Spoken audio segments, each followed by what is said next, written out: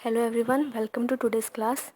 आज हम पेपर 1 में से इन्वायरमेंट का टॉपिक स्टार्ट करने वाले हैं, पीपल डेवलपमेंट एंड इन्वायरमेंट। इसमें आज हम पढ़ेंगे इन्वायरमेंट प्रोटेक्शन एक्ट 1986। सबसे पहले इसका थोड़ा बैकग्राउंड जान लेते हैं। इंडिया में डिपार्टमेंट ऑफ इन्वायरमेंट 1980 में इस्टेब्लिश हुआ था और 5 साल बाद ये एक मिनिस्ट्री बन गया 1985 में, ministry of environment and forest. 2014 में इस मिनिस्ट्री को रीनेम किया गया और अब इसे कहा जाता है ministry of environment, forest and climate change. Environment protection act पास हुआ था मार्च 1986 में और ये फोर्स में आया 19 नवंबर 1986 को। Late prime minister Indira Gandhi की बर्थ एनिवर्सरी के दिन इस एक्ट को फोर्स में लाया गया था। Environment protection act Bhopal gas tragedy के बाद फोर्स में आया था। भोपाल गैस ट्रेजेडी जो 2 दिसंबर 1984 को हुई थी। एनवायरनमेंट प्रोटेक्शन एक्ट को इनेक्ट किया गया था अंडर आर्टिकल 253। आर्टिकल 253 के अंडर सेंट्रल गवर्नमेंट कोई नेशन वाइड प्रोग्राम कंडक्ट कर सकती है। इस एक्ट के 26 सेक्शंस हैं। इसका डिसीजन लिया गया था जून 1972 में United nation conference on human environment में। ये कॉन्फ्रेंस हुई थी स्टॉकहोम में। इंडिया ने बहुत स्ट्रांगली कहा था कि वो स्ट्रॉन्ग स्टेप्स लेगा अपने एनवायरनमेंट को प्रोटेक्ट करने के लिए। एनवायरनमेंट प्रोटेक्शन एक्ट 1986 को अगर इससे पहले बने लॉ से कंपेयर करें तो ये ज़्यादा इफ़ेक्टिव है, ज़्यादा कॉम्प्रिहेंसिव है to fight the problem of pollution.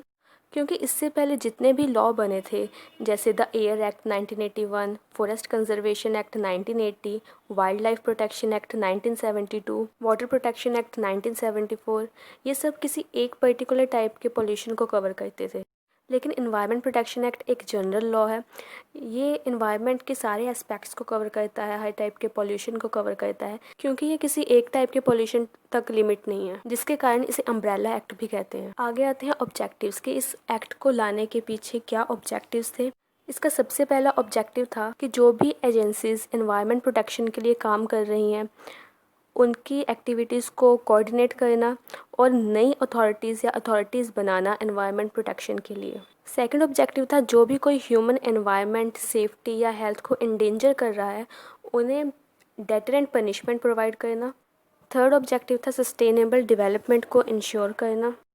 सबसे इम्पॉर्टेंट जो ऑब्जेक्टिव था इस एक्ट को लाने के पीछे वो था एक जनरल लॉ को इनेक्ट करना जो कि इन्वायरमेंटल प्रोटेक्शन के सारे अनकवर्ड गैप्स को कवर कर सके, जो किसी एक टाइप के पोल्यूशन तक फोकस ना हो, किसी स्पेसिफिक कैटेगरी के लिए ना हो, किसी एक हैज़ार्डस सब्सटेंस के लिए ना हो, बल्कि सारे एस्पेक्ट्स को कवर करे। इन शॉर्ट, इस एक्ट को लाने का मेन ऑब्जेक्टिव एनवायरनमेंट को प्रोटेक्ट करना और उसको इम्प्रूव करना था।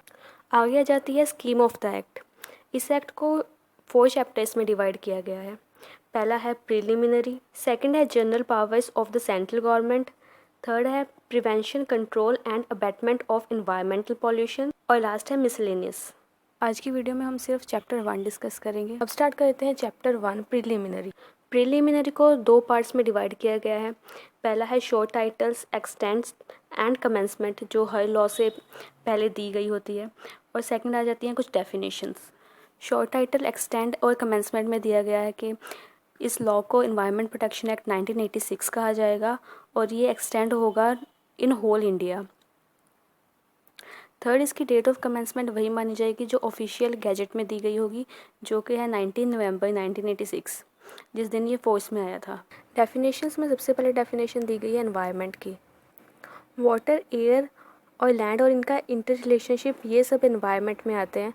इसके अलावा human beings, plants, living creatures, property और माइक्रो ऑर्गेनिज्म भी एनवायरनमेंट में आते हैं। सेकंड है एनवायरमेंटल पॉल्यूटेंट। कोई भी सॉलिड और गैशियस सब्सटेंस जो इतनी कंसनट्रेशन में प्रेजेंट है जो कि एनवायरनमेंट के लिए इंजूरियस है, उसको एनवायरमेंटल पॉल्यूटेंट कंसीडर किया जाएगा। थर्ड है environmental pollution. Environmental pollution means the presence in the environment of any environmental pollution. किसी भी तरह के पॉल्यूशन की प्रेजेंस एनवायरनमेंट में will be considered as environmental pollution. Fourth point है हैंडलिंग। किसी भी सब्सटेंस की हैंडलिंग मतलब उसकी manufacture, processing, treatment, package, storage, transportation, collection, use, destruction, offering for sale, transfer या कन्वर्जन, ये सब आते हैं हैंडलिंग में। अगली डेफिनेशन है हैज़ार्डस सब्सटेंस। कोई भी सब्सटेंस जो अपनी केमिकल और फिजिको केमिकल प्रॉपर्टीज़ की वजह से किसी human being, living creature, plant, micro organism, property या एनवायरनमेंट को कोई हार्म कर सकता है, उसे हैज़ार्डस सब्सटेंस कंसीडर किया जाता है। अगली डेफिनेशन आती है ऑक्यूपायर की। किसी फैक्ट्री या प्रीमाइसिस में जो पर्सन उसके सारे अफेयर्स को कंट्रोल करता है उसे ऑक्यूपायर कहा जाता है। अगली डेफिनेशन है prescribed. Prescribed means prescribed by rules made under this act. Chapter 2 और चैप्टर 3 हम अगली वीडियोस में डिस्कस करेंगे। Thank you so much.